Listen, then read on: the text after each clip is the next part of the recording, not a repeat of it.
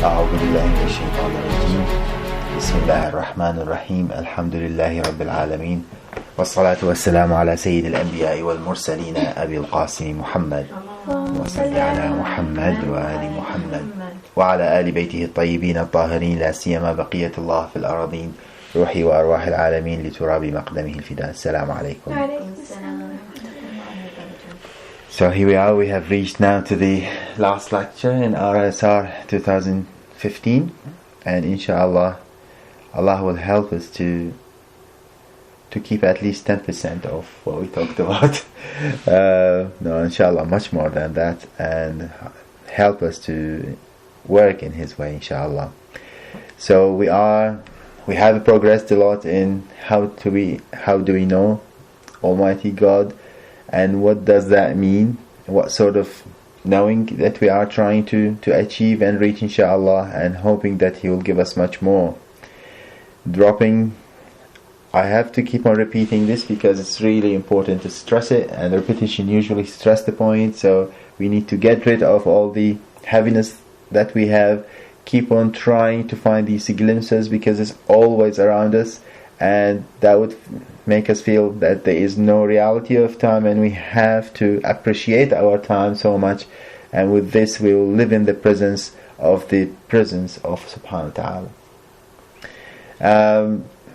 We skip the adherence to God and running away to God, and now we are in the self-discipline, and with the self-discipline we talked about what do we tame, and we explained that all the aspects of ourselves, and then after that we went to what does it mean to self-train in Islam, and mainly it means that we follow the way and the plan that Allah gave us through His instruction, because that's the best taming. And the reality is we don't need to use pins and needles. It's all around us. We walk through them, and that's the way of taming it. The types of self-discipline, the first one is the direct one that we do to ourselves, and this is and there is an indirect one which we will talk about today, inshallah. With the direct one we talked about theoretical, and it's very important to have the theory, because you remember we said we need to plan our way, and in planning we need to know who's the enemy, we need to know where are we going to find the enemy, we need to know how can we be stronger to reach there. Once we have this theory and we master the theory, we can step up from the theory to the reality, to the practice. And the steps are, first, each one of us has the potential of mind. When we practice, we get some of the potentials to be a second nature of us.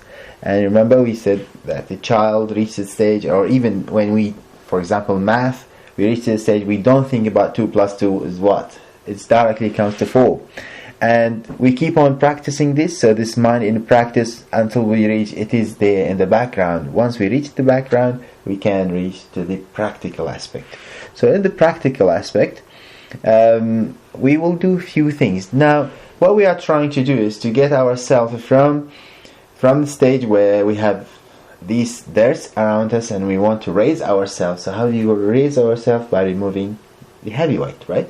So the first thing, for example, if you have a dirty place, the first thing you need to do is the cleaning, right? And if we have a rough surface, the first thing is sanding, right? So this is called in Arabic tajliya. And after that, all these dirts needs to be thrown away, so this damping away. This is takhliya. And after that we can beautify and raise up. So let's start with the first one, the cleaning. In the cleaning, how do we clean our soul and purify it? I want to bring this story of Abu Basir and his neighbor, because it's a beautiful story. Abu Basir is one of the very close friends to Imam Sadiq alayhi salam. He used to live in Kufa, while Imam Sadiq in Medina, as you know.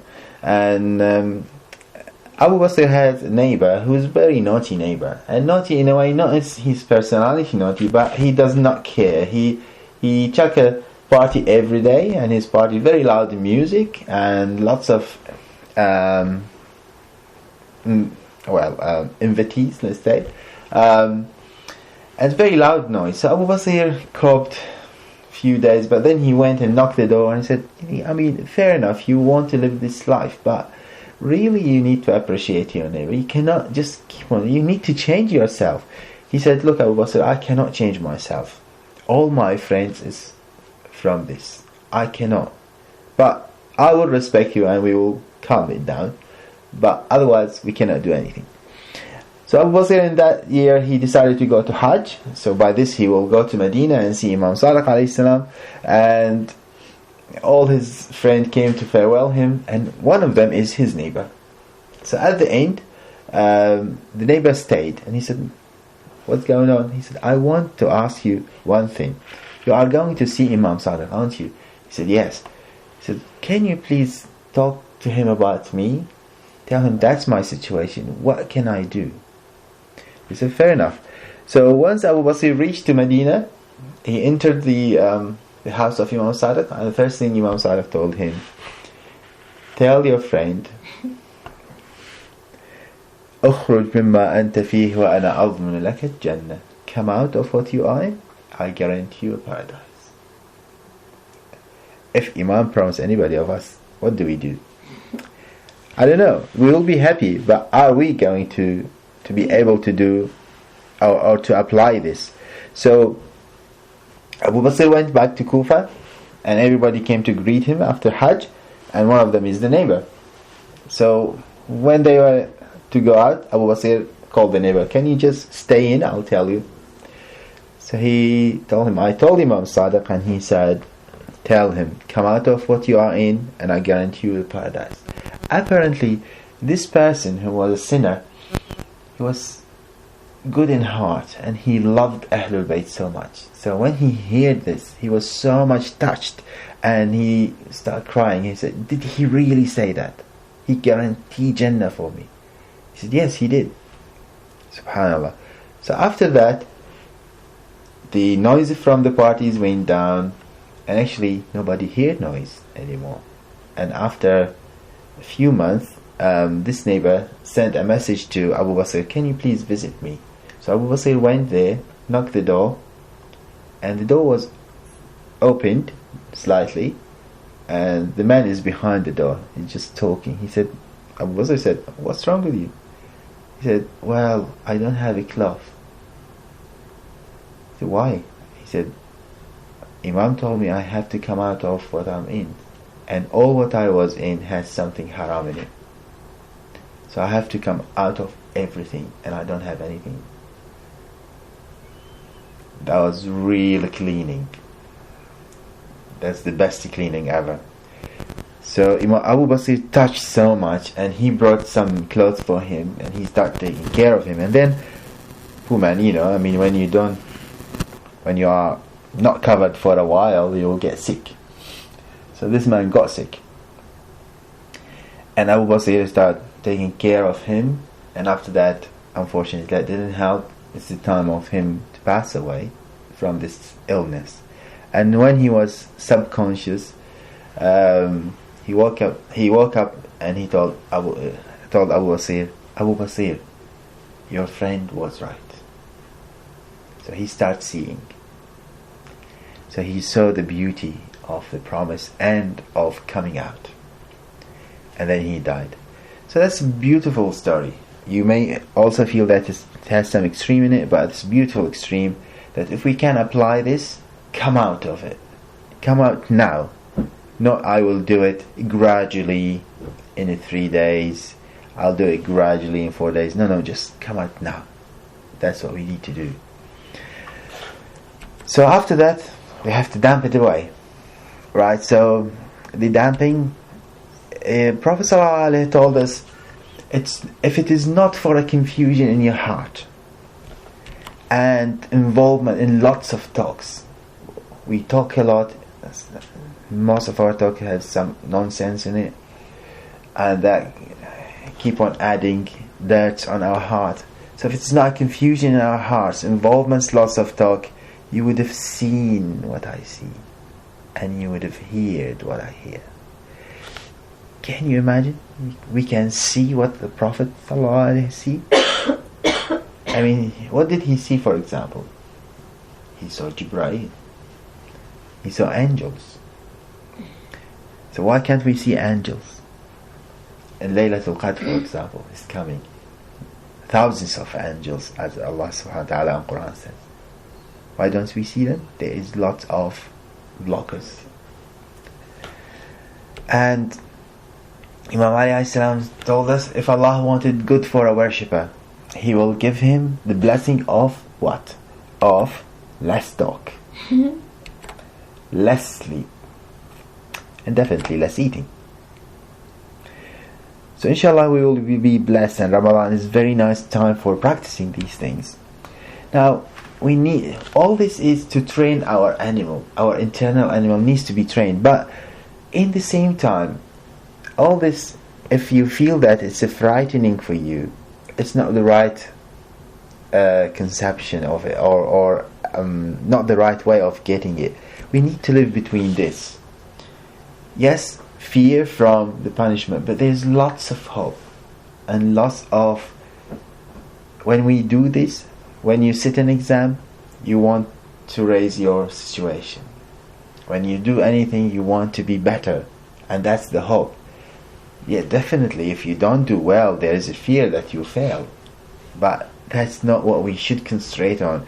Because remember, if you go to a test or an exam, and your goal is, I need to get the 50% to pass and finish with this, you won't get it. You will fail.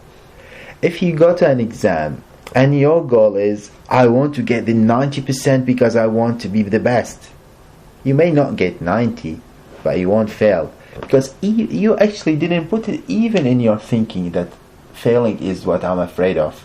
Actually, what is in your thinking, being the best is what I'm hoping to.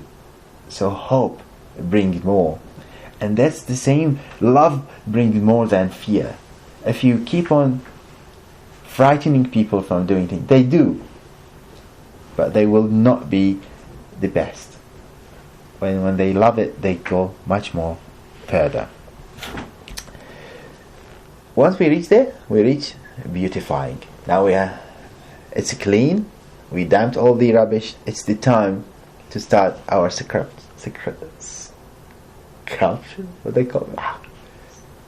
Scribing. No, I mean sculpture. Sculpting. That's the one. Right.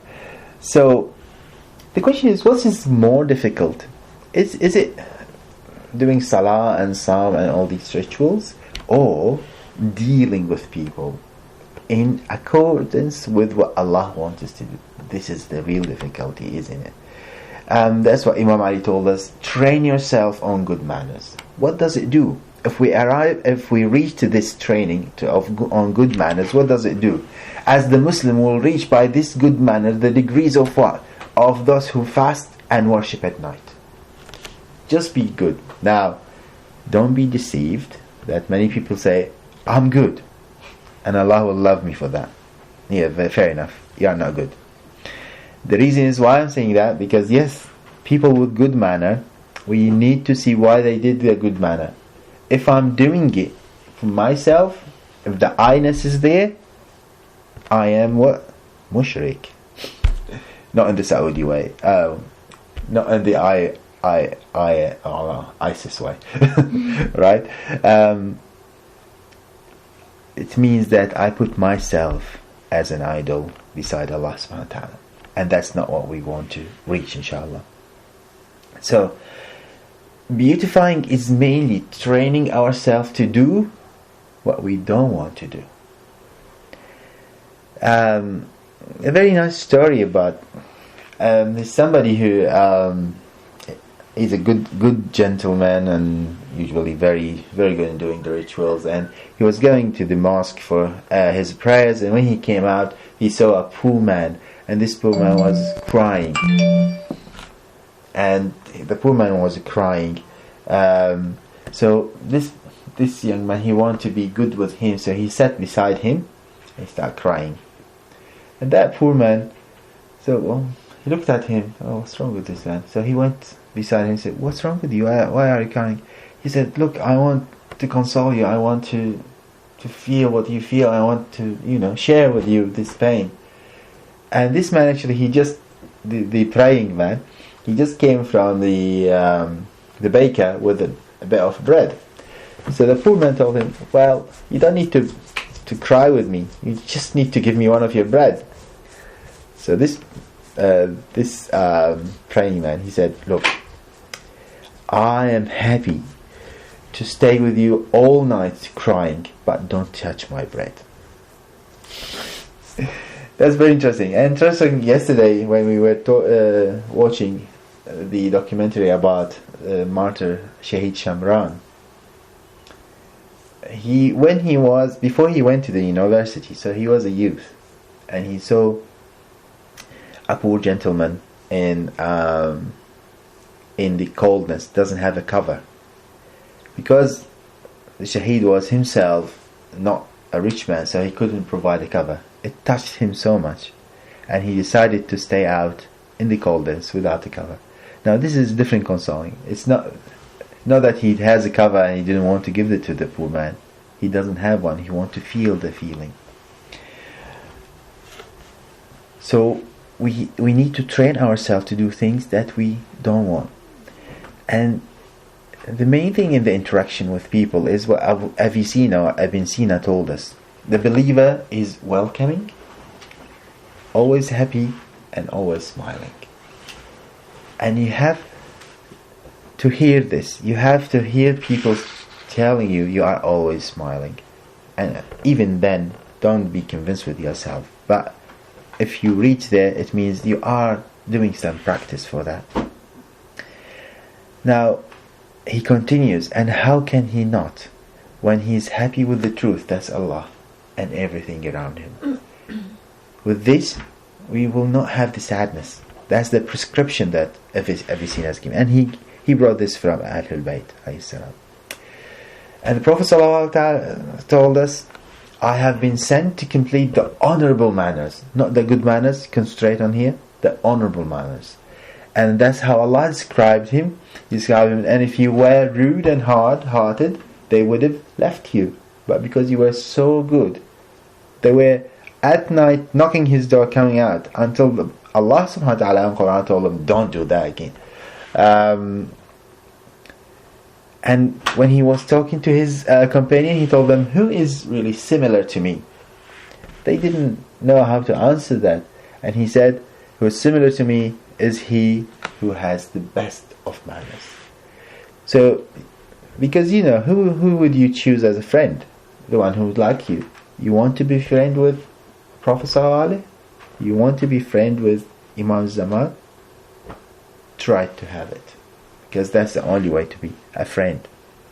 So what's the difference between a good and honorable manner? Imam Sadiq will tell us the difference. First, when he talks about the good manners, he said, be humble. So all of us know that humbleness is something very good, but when is the humbleness? The humbleness is when somebody like you or lower than you, and you show them big respect. That's the humbleness. That's when you go down. And the humbleness is when suddenly you feel that you are mastering something, and you think, whoa, I'm really good. But then when you want to do it, you always remember, it's not me. It's somebody who gave it to me. That's subhanahu wa ta'ala. This is the humbleness. Lower ourselves down. And nicely spoken, definitely we need to be nicely spoken. And meet our brother with a smile. Now, is this an honorable thing? Imam Sallallahu no, this is actually your baseline. There's no self-discipline in this. This is, as a Muslim, you need to be like this. This is good manner. This is part of it. If you don't have it, you have a problem. So, Imam, what is the honorable manners then? The honorable manners are keep in touch with those who are cutting their bonds with you. You have a friend who hasn't talked to you that long. Put a list so you can call them. You have a family who hasn't talked to you. And Muhammad, talk to yourself first. So we need to remember, this is doing what we don't like. Prophet ﷺ, what he used to do? Abu Lahab, we know Abu Lahab. He's his uncle who's really bad. Every week he goes, knock the door of Abu Lahab, say salam to him, and if he wants anything, Abu Lahab throw rubbish on him. He does go every week. So we need to watch it and see, are we doing this? Give to who was stingy with you. You were at some stage in need, you went to somebody, you asked for help, you were rejected. Now it's the time has turned, you are the wealthy and he came to you. What would you say? Oh, it's the time to show you. No, this is not the honorable manner. Do good things to who was bad with you. And this is really difficult. Somebody who actually gave you really hard time, and it's the time to, and the chance came and that you can help. I mean, the best example we have with Imam Sajjad alayhi salam. Marwan, and you know Marwan and his family, they fought against, well, he was the wali of Medina, and then he lost that. He fought in Karbala. They were from the killers of his family. Now this time came, and Yazid sent an army to attack Medina. Marwan ran away and left his family. Who took care of him?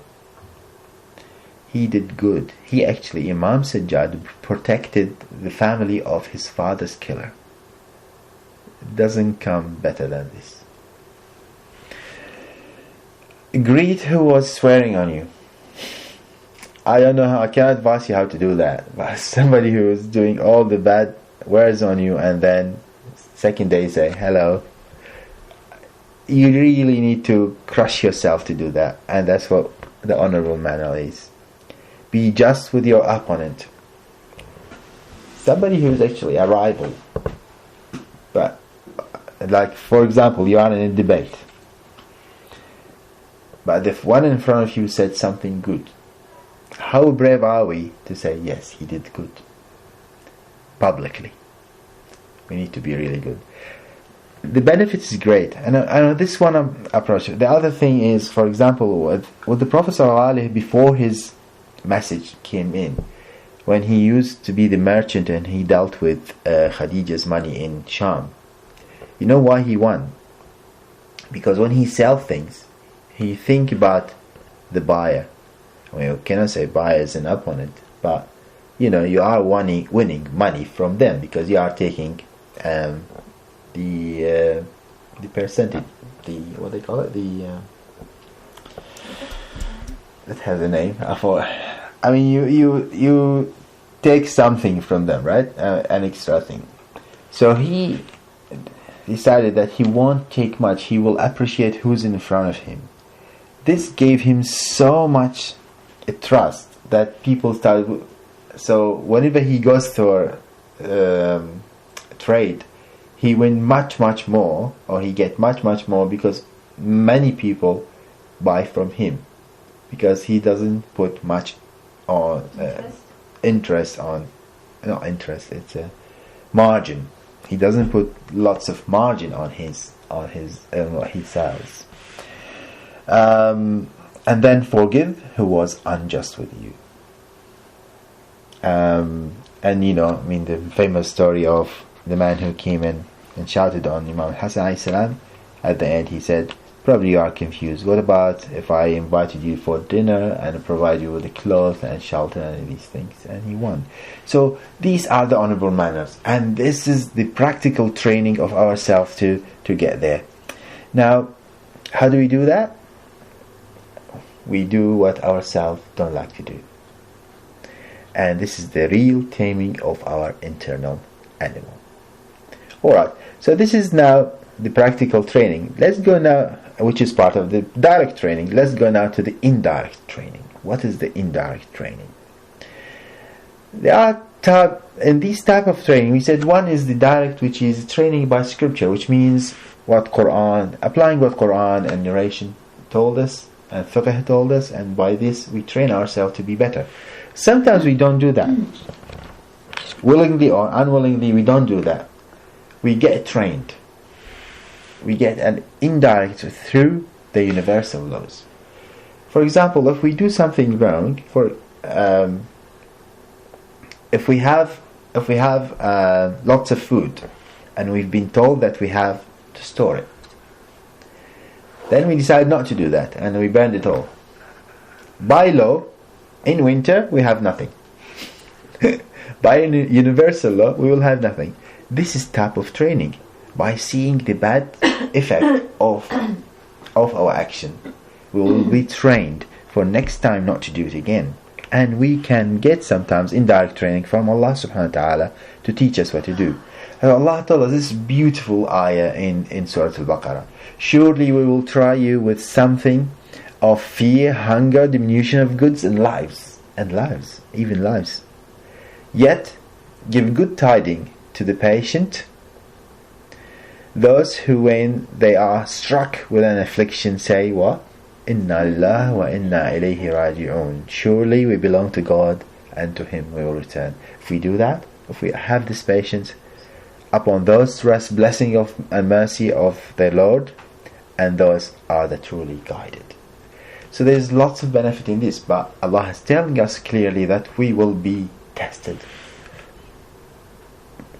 So we need to change our perspective and how we looked at things.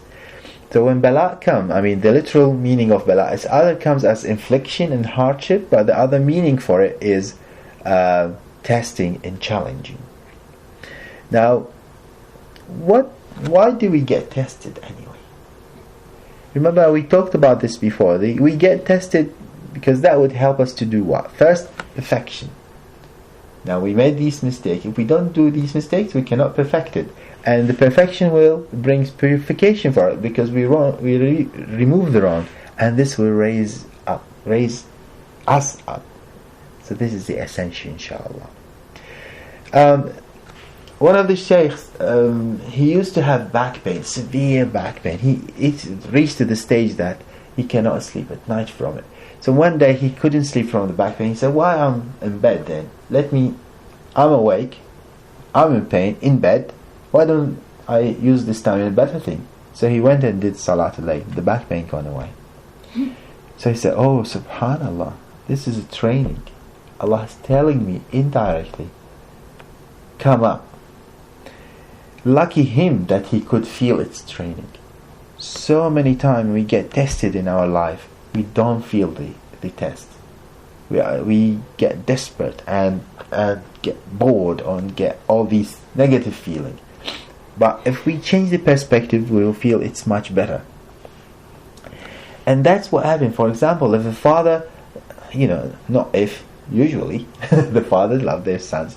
And sometimes if the son does something not good with what he has or she has, what's the response? They will take it off.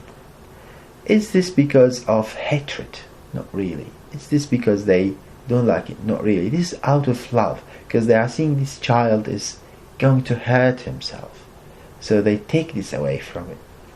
And if that's the situation between the father and the son, believe me, Allah loves us much more.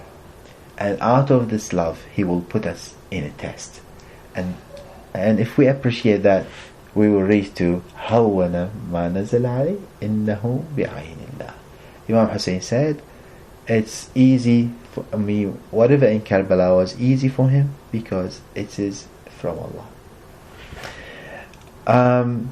So each challenge, each difficulty is to raise us further degrees.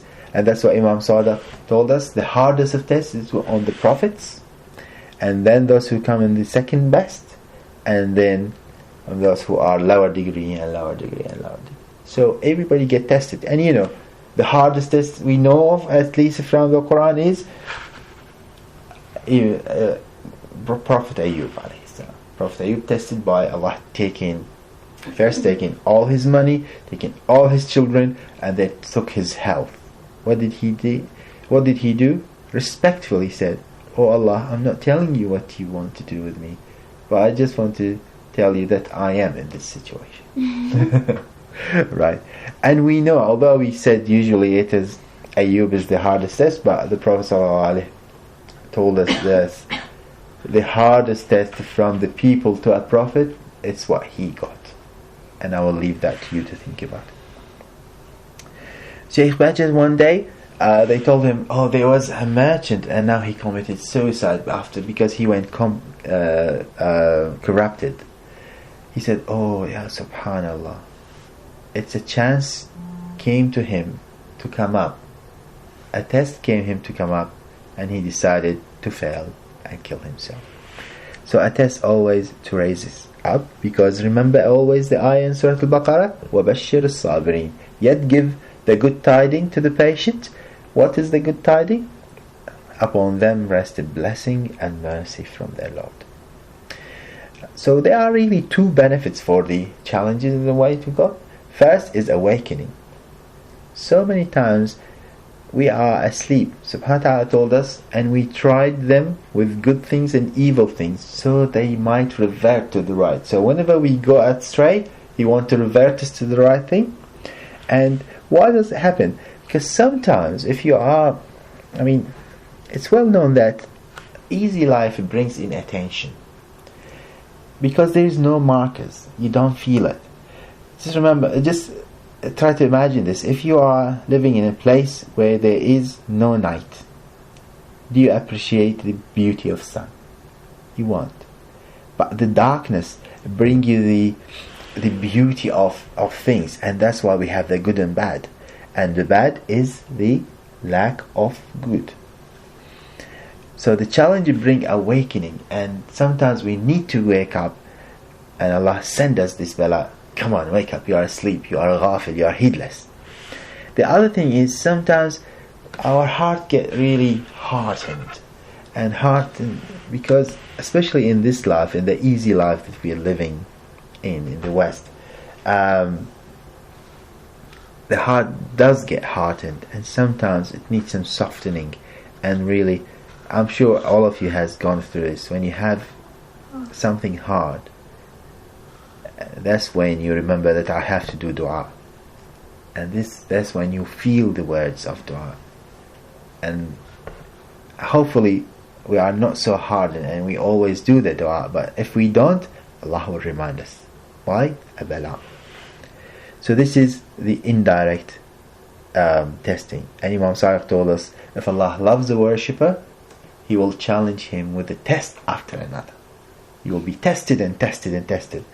And really, if you want to appreciate that, try to read some history about the beginning of the Iranian Revolution, and you will see they were tested to the max.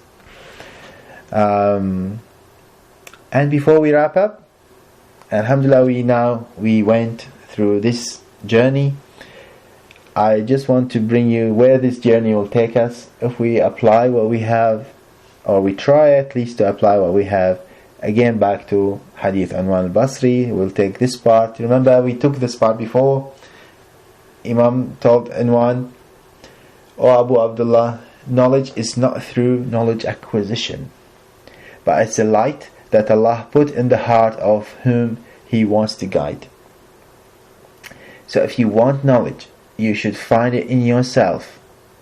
Should find in yourself the reality of servitude or slavery. Now, slavery is, because our perception for slavery is bad, because we get the application, the worldly application of it. But if I take you to the computer land, we usually say there is a master program and there is a slave program. In this setting, you don't feel sorry for the slave program, do you? No. What does this mean, slave? That it will take the order from the master, and it applies what the master tells them. If we take our relation with God from this point of view, slavery is not a bad thing, and that's why it's abd. And Allama Bahjat never accept anybody to call him Ayatullah, and when he died, he said, Al-Abd Bahjat. He want to be abd. And what do we do in Salah? We praise the Prophet? Abdahu wa Rasuluh. And search for knowledge by using it. Then ask Allah. Even with that, you won't reach. And He will answer you. Now, so Abu Basir was a bit confused. He said, so what's the reality of subservience. What's the reality of being a slave? Now, Imam Sadiq, he said 3 things. 1, the servant should accept no ownership in what Allah has given him. Nothing is mine. This mine should go away. The knowledge that I have is from Allah. Any ability I have, if I'm eloquent, if I am so good in doing something, it's not me, it's from Allah. I have no ownership of anything. Because slaves don't feel that they own anything. It's nothing theirs. It's all from master. And for this, they put it where Allah has ordered them to do so. So if we don't accept ownership, this is the first way of going. And that's what we try to practice, inshallah, through these talks that we have. Second, the servant should not want anything by himself, for himself or others. So we have no will. We do what Allah wants us to do. And all what he is busy with in this life should be doing what Allah has ordered him to do. That's what the slave does, right? Now, where does that take us? So that if the servant saw that he doesn't own anything, what this will lead us to? We have no problem spending for Allah, isn't it? When you give, you don't feel sorry because it's not yours. We were a vessel. We were a vehicle. We were just a conduction of things. Through us has gone to somewhere. If we have this feeling, it's actually a lovely feeling because it's touch. Because if you are a vehicle, you are taking from something to something. That first touch is beautiful because you are taking from there. And if he did not want what Allah wants, no difficulty in this life will make him sad. Everything is what our beloved wants. Again, from Imam Hussein, هَوَّنَ عَلَيَّ هَوَّنَ مَا نَزَلَ بِي إِنَّهُ بِعَيْنِ اللَّهِ. It was easy for me because Allah was watching. And if he's busy doing what Allah wants him to do, he will have no time to compete with people for this life. Really no time. Allah wants us to do lots of things. Right. If Allah has given these 3 things to a servant, where will that take him? 3 obstacles will be easy for him.